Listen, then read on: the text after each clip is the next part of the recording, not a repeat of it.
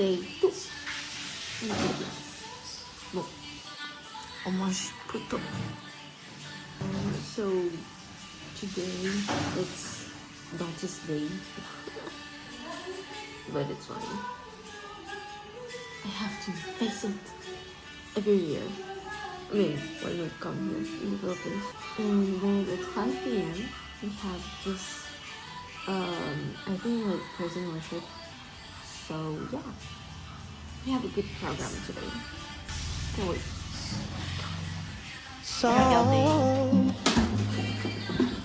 Wow! Oui. Photo. Regardez.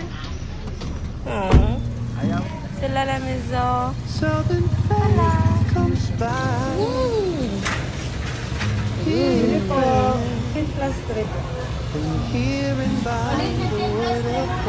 May drinks din. Let's go.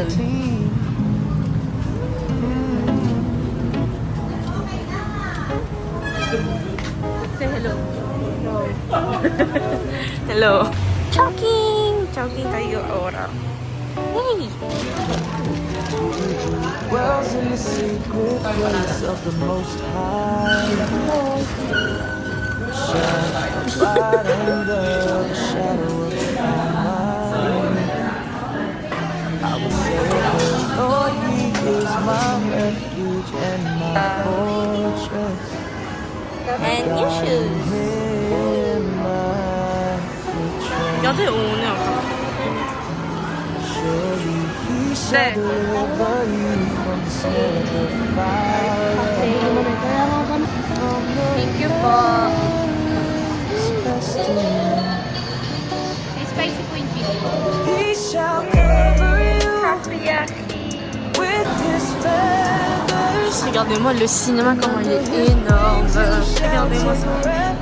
Mais là,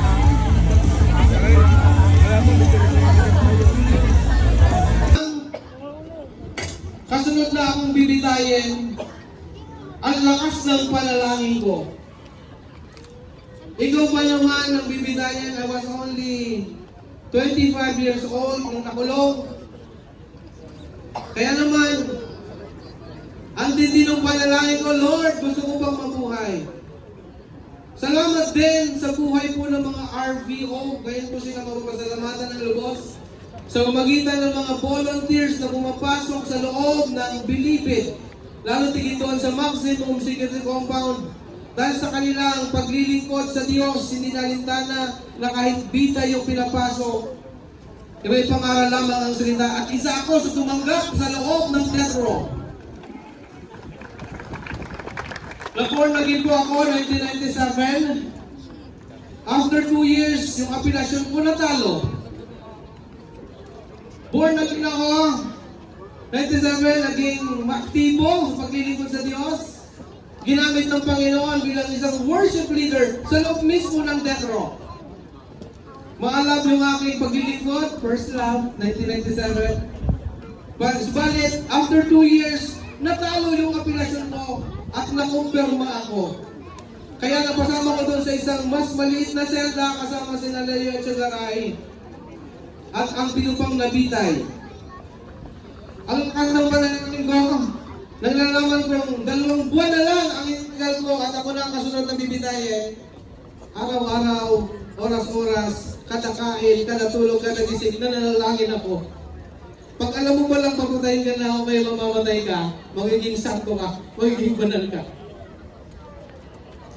Siguro maaaring naramdaman din po yan ng mga taong nabigyan ng terminal.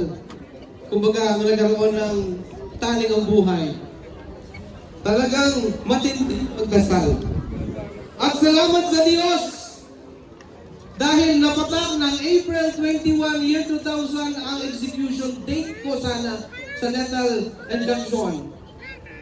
Dahil yung year 2000 ay nagkaroon po ng pagdiriwang ng Jubilee Year. Dahil sa Jubilee Year, nakansila yung aking execution date. Sige mo palapakan po natin ang Panginoon.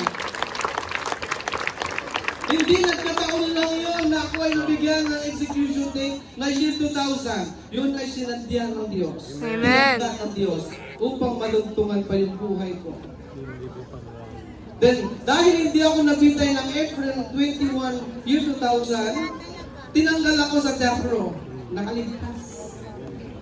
So from death penalty, naging life imprisonment yung aking sentensya. Literal. From death to life. Kaya naman sabi ko, habang may buhay, may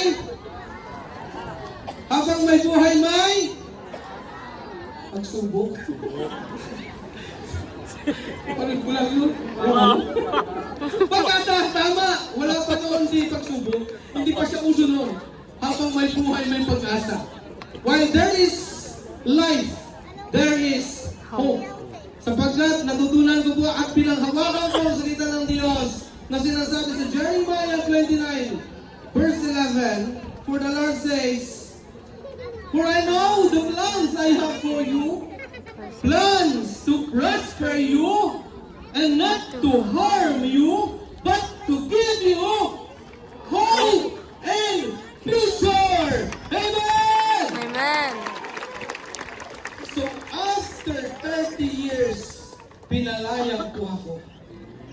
To be exact, ang binuno ko sa loob ng bilangguan ay 30 years and 2 days. It was just noong January 30, year 2025 ako lumaya. So nakaisang taon na rin po ako dito. At ako po ay ginagamit ng Panginoon sa Amazing Grace Church, kung saan ako po ngayon ang kanilang pastor sa music ministry. Wow. Thank you guys! Pastor din po ng young adult. Siya din yun. Young professionals. And nakakarating na rin po kung saan-saan dahil ginagamit ng Panginoon as kasama ng mga missionaries. Supurin po ang Diyos na dakila. Kapag tayo ay sa Kanya ay nagtiwala, hindi tayo mabibigo. Amen. Amen. Ang sino mang nagtitiwala sa Diyos kailanman ay hindi nabibigo. Sabi ng Panginoon. Amen! Amen. Tandaan po natin mga kabataan. Ito po ang amon ko. Kaya ako nakulong, naging pasaway ako sa magulang, lumaban sa magulang, hindi naging masunurin sa magulang. Kaya mga minamahal kong mga kabataan, huwag na huwag po ninyong susuwayin ang inyong magulang. Ang lahat, sabi nga sa Biblia, di ba? Kung sino mang lumaban sa magulang ay, ano sabi doon? Nabasa mo ba ninyo yun, mga youth? Ano sabi doon? Ang lumalaban sa magulang ay parurusahan, papatayin. Kaya, kung gusto niyo umabang buhay ninyo, at huwag na kayong makarating doon sa pinanggalingan ko, mahalin po ninyo ang inyong mga magulang. Amen. Igalan po ninyo ang inyong mga magulang. Pagpalain po tayo ng Panginoon.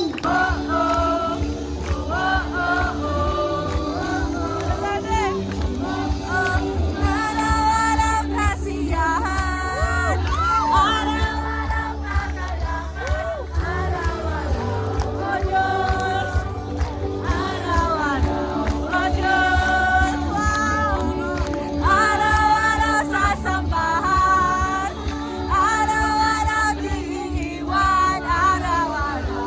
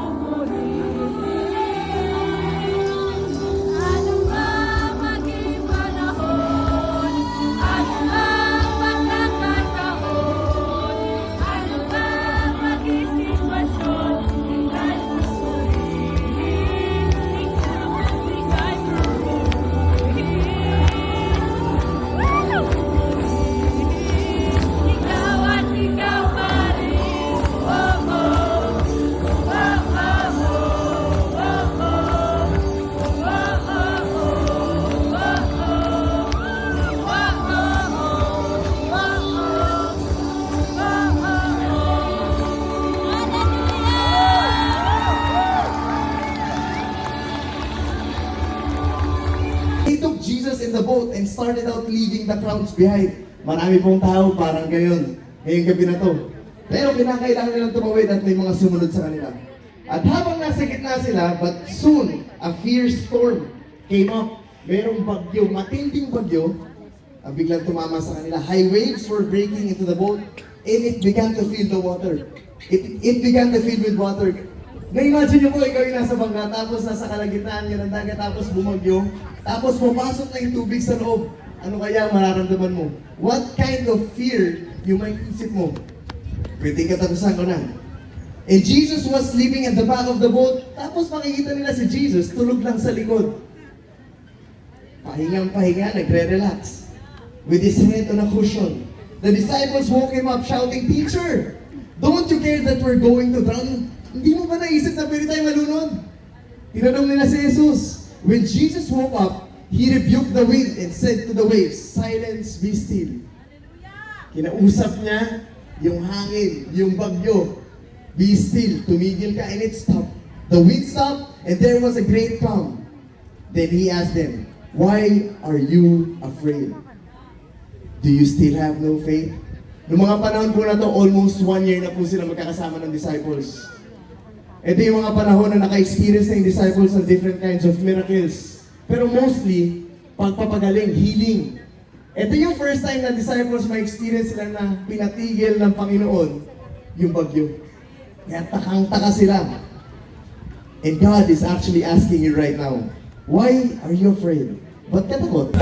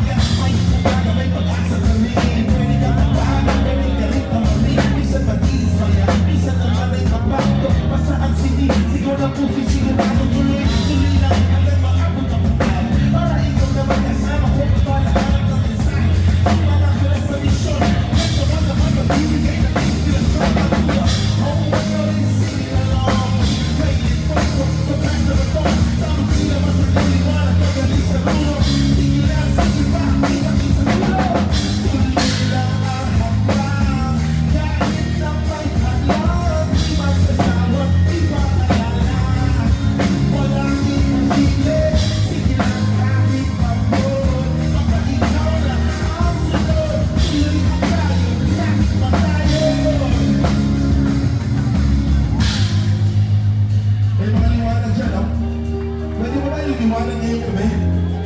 Labas mo yung ilaw ng cellphone mo. Pwede ka bang lumiwanag? Pwede ka bang lumiwanag? Pwede ka bang lumiwanag? Pwede ka bang lumiwanag?